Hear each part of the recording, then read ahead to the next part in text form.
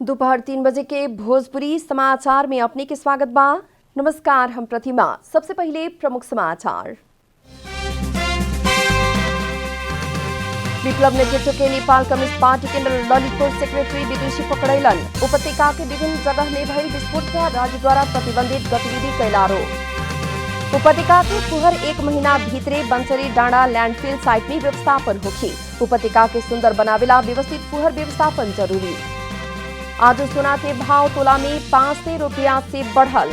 बाजार में छापा वाला सोना प्रति तोला 95,000 रुपया में कारोबार हो रहा। कोरोना वायरस के संक्रमण बढ़ते देला बाद इंग्लैंड में फिर लॉकडाउन की घोषणा। जरूरी बाही के दुकान बीएफए से 4 हफ्ता तक बंद रही। इंडियन प्रीमियर लीग आईपीएल के पहिलका खेल में किंग्स 11 पंजाब आ चेन्नई सुपर किंग्स भिड़ रहल।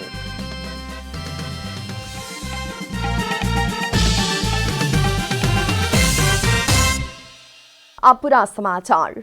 विप्लव नेतृत्व के नेपाल कम्युनिस्ट पार्टी के ललितपुर सेक्रेटरी विदुषी पकड़ाइल बाड़न। काठमाडौँ उपत्यका के विभिन्न जगह में भइल विस्फोट तथा राज्य द्वारा प्रतिबंधित गतिविधि कैल आरोप में विदुषी के आज सबेरे ललितपुर से पकड़ाउ कैल गेल है। बीतल भादो 30 गते विप्लव समूह के नेता श्याम महर्जन पकड़ेला बाद विदुषी ओकर विरोध कैले रहने। घटना के विरुद्ध जारी विज्ञप्ति में विदुषी ललितपुर के एसएसपी टेक प्रसाद राय के धमकीपूर्ण निर्देशन भी दिले रहने। पकड़ाइल विदुषी के अनुसंधान करे खातिर आज म्याद थपे के प्रहरी जानकारी दिले बा। काठमाडौँ उपत्यका के फुहर 1 महीना भीतरे बंचरे डाँडा लैंडफिल साइट में व्यवस्थापन होखे के शहरी विकास मंत्री कृष्ण गोपाल श्रेष्ठ दावी कैले बानी।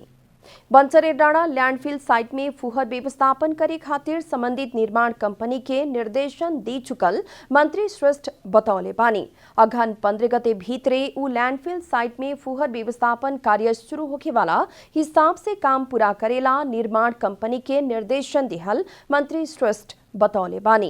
काठमांडू आ आसपास के नगर सुंदर बनावे खातिर व्यवस्थित फुहर व्यवस्थापन जरूरी रहल उल्लेख करत मंत्री श्रेष्ठ ओकरा खातिर बंचरे लैंडफिल साइट में फुहर व्यवस्थापन करेला दोसर कोनो उपाय ना भइल भी स्पष्ट कैनी है। काठमाडौँ उपत्यका में चले वाला यात्रुवाहक सवारी साधन में भाड़ा दर के विवरण ना साटे वाला सवारी साधन की कार्यवाही करे के महानगरीय ट्रैफिक प्रहरी महाशाखा जानकारी दिले बा। काठमाडौँ उपत्यका में चले वाला सार्वजनिक सवारी साधन नियम विपरीत ज्यादा भाड़ा ले रहल शिकायत अइला बाद महानगरीय ट्रैफिक प्रहरी महाशाखा अभियान शुरू कैलक है। यात्रु के आपन गंतव्य तक के भाड़ा दर सहज से जानकारी होको कहत अभियान शुरू कैल गेल ट्रैफिक महाशाखा के प्रमुख एसएसपी भीम प्रसाद ढकाल जानकारी दिहनी।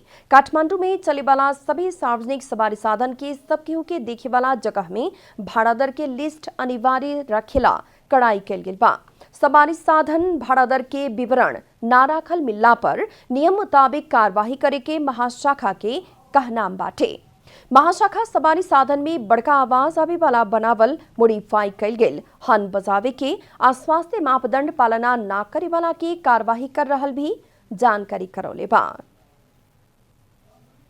स्यांगजा के फेदीखोला गांवपालिका भीतरे काम करे वाला मजदूर खातिर मजदूर संचय कोष स्थापना कैले बा।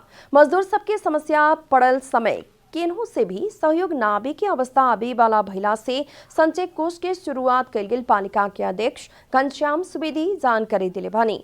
पालिका के मजदूर संचय कोष संचालन कार्यविधि 2077 बमोजिम पालिका भीतर के 18 से 59 बरिस के रोजाना ज्यालादारी में काम करे वाला विपन्न मजदूर के लक्षित करत कोष स्थापना कैल गेल जनावल गेल बा।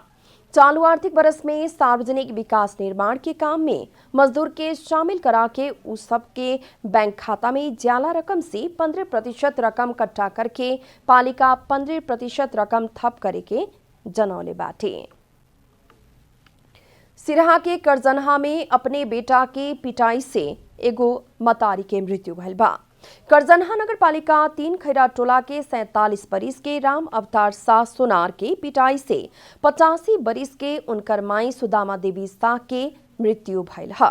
बीतल मंगर के संझिया घरायसी विवाद के क्रम में घेंट दाब के घायल बनावल सुदामा के जनकपुर स्थित रामजानकी मेडिकल में इलाज करौला पर भी सुधार न भइला बाद थप इलाज खातिर जिला अस्पताल सिरहा ल्याउला पर इलाज के क्रम में ही मृत्यु भयल जिला प्रहरी कार्यालय सिरहा के सूचना अधिकारी डीएसपी शालिग्राम शर्मा जानकारी दिले बानी।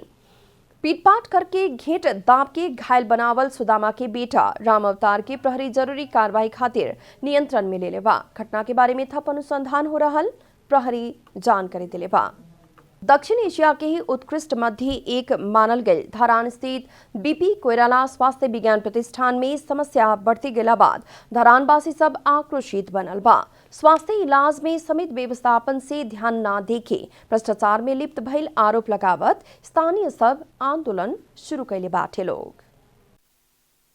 पिछला 10 वर्ष एने धरान स्थित बीपी कोइराला स्वास्थ्य विज्ञान प्रतिष्ठान भित्रे से उपकुलपति बने के दौड़ चले लागला बाद प्रतिष्ठान में व्यथिति बढ़ते गइल बा। 5 वर्ष कार्यकाल होखेवाला उपकुलपति पद के खातिर 10 वर्ष में 1 जना निमित्त उपकुलपति सहित 4 जने पद संभाल चुकल बा। आर्थिक चलखेल में होखेवाला उपकुलपति नियुक्ति से प्रतिष्ठान में भ्रष्टाचार के जड़ा गाड़ल बीपी प्रतिष्ठान सुधार दबाव समिति के दावी बा।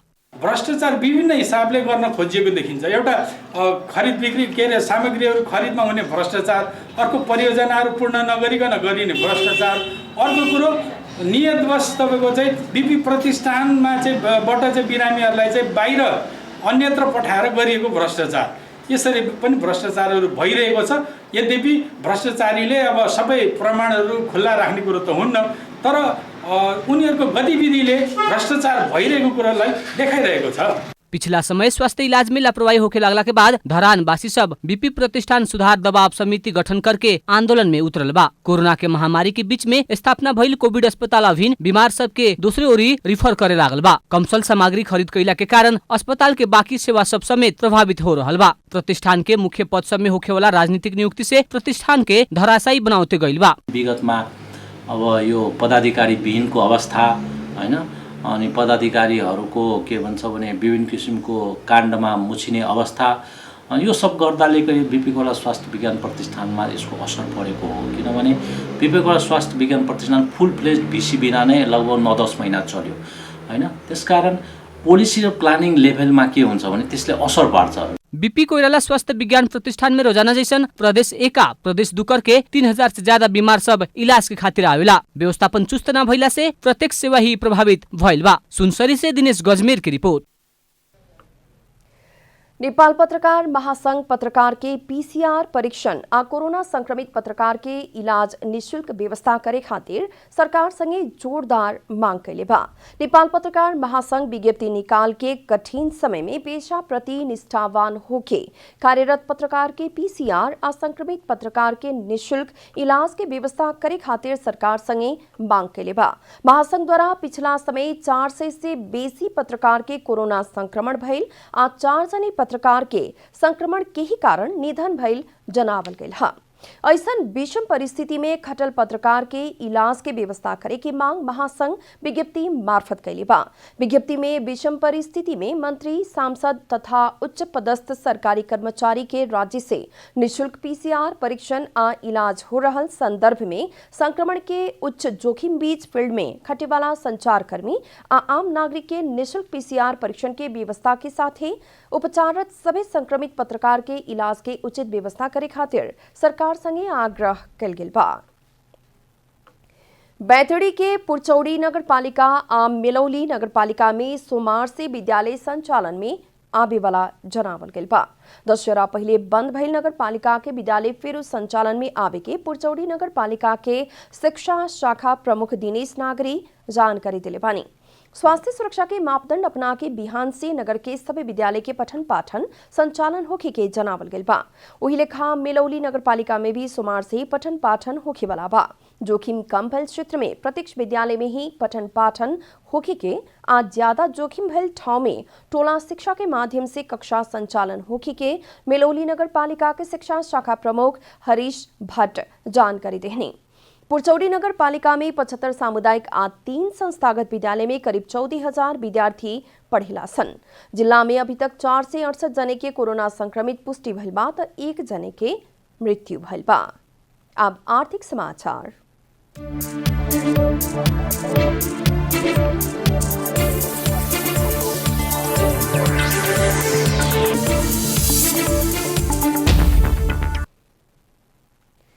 इतवार के सोना के दाम तोला में 500 रुपया से बढ़ गई बा। बाजार में छापा वाला सोना प्रति तोला 95,000 रुपया में कारोबार हो रहल नेपाल सुन चांदी व्यवसायी महासंघ जनौले बा। शुक्रवार के छापा वाला सोना प्रति तोला 94,500 रुपया रही। इतवार के तेजाबी सोना के दाम प्रति तोला 94,500 रुपया बाटे। चांदी के मूल्य में तोला में 15 रुपया से बढ़ के प्रति तोला 1,195 रुपया में कारोबार हो रहल महासंघ जनौले बा। अंतर्राष्ट्रीय बाजार में सोना प्रति औंस $1,878 के करीब में किन बेच हो रहल बा। भोजपुरी समाचार में अब अंतर्राष्ट्रीय समाचार।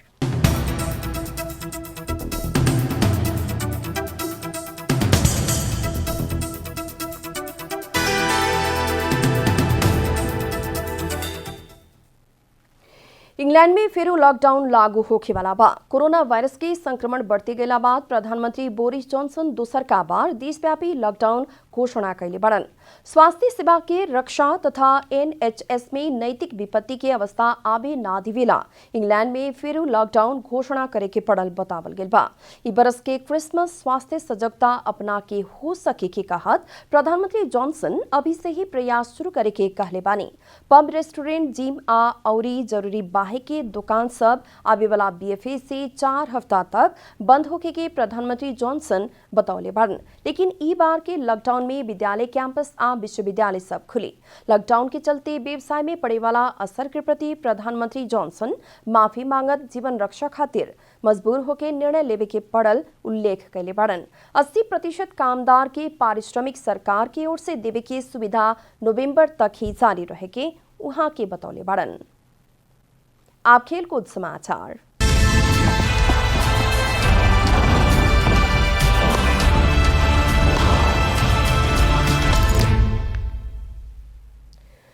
Indian premier league IPL T20 cricket में आज होखे वाला पहिल का खेल में किंग्स 11 पंजाब और चेन्नई सुपर किंग्स के बीच भिड़ंत हो रहल बा।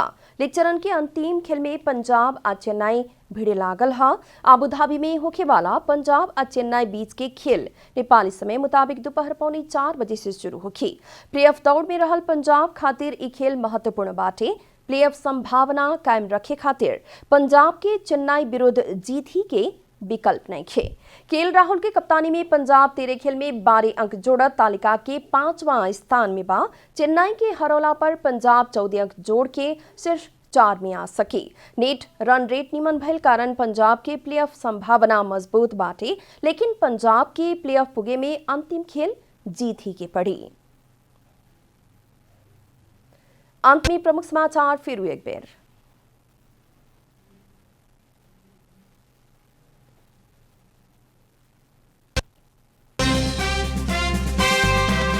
विप्लव नेतृत्व के नेपाल कम्युनिस्ट पार्टी के ललित सेक्रेटरी विदुषी पकड़ैलन।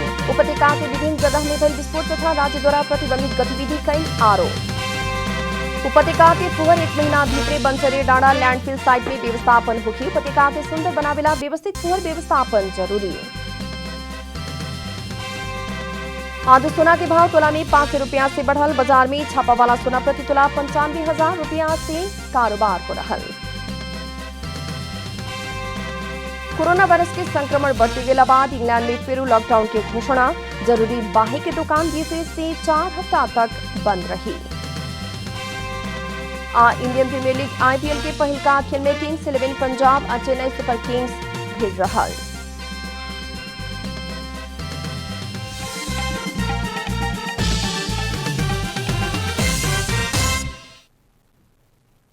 भोजपुरी समाचार अभी खातिर इतना ही। जनता द्वारा जनता खातिर प्रसारित जनता टेलीविजन के कार्यक्रम सब यूट्यूब, ट्विटर, फेसबुक हमनी के वेबसाइट जनतासमाचार.com में भी पढ़ा देख सकतानी लोग। सूचना में अपने की सहभागिता, समय में समाचार हमनी के प्रतिबद्धता।